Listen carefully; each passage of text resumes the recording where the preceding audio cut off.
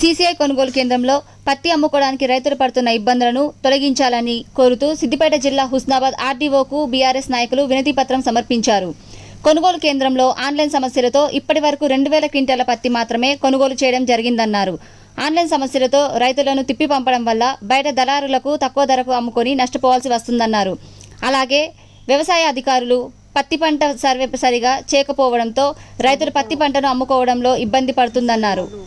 ఎకరానికి 7 క్వింటాల కొనుగోలు చేసే నిబంధనను సడలించి ఎకరానికి 10 నుండి 12 క్వింటాల పత్తిని కొనుగోలు చేస్తే రైతులకు మేలు జరుగుతుందన్నారు. హుస్నాబాద్ ఆర్డీఓ గారికి వినతి పత్రం ఇవ్వడం జరిగింది. పేరుకే సీసీఐ కొనుగోలు కేంద్రం పెట్టడం తప్ప అసలు కొనుగోలు అనేది దాదాపు నెల రోజులు అవుతుంది. ఒక 2000 క్వింటాలు మాత్రమే కొనుగోలు జరిగింది ఒక మిల్లులో. అదేవిధంగా ఆన్లైన్ లేదని చెప్పేసి రైతులను తిప్పిపప్పడం వల్ల వాళ్ళ అవసరాల కోసం ప్రైవేటు వ్యాపారుల దగ్గర పోవడం వల్ల తక్కువ ధరకు పెట్టడం జరిగింది.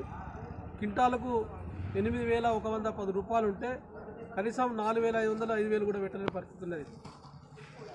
అదేవిధంగా అప్పుడు పత్తి పంట వేసినప్పుడు వ్యవసాయ శాఖ అధికారులు కూడా పూర్తి స్థాయిలో పంట నమోదు చేయడం వల్ల ఇప్పుడు ఇబ్బంది జరుగుతుంది. అందులో ఎకరానికి 7 క్వింటాలు మాత్రమే తీసుకుంటామని చెప్పేసి సీసీఐ వాళ్ళు చెప్పడం వల్ల ఎకరానికి కనీసం 10-12 క్వింటాలు కొనుగోలు చేస్తే కొంత ఇబ్బంది లేకుండా ఉంటుంది. దానివల్ల కూడా ఇబ్బంది జరుగుతుంది. అందుకోసమే ఈ రోజున మేము ప్రభుత్వానికి విజ్ఞప్తి చేస్తున్నాం. పత్తి రైతులకు అమ్ముకోవడం విధంగా ప్రభుత్వ నిబంధనలు ఉండాలని చెప్పి కోరుకుంటుంది.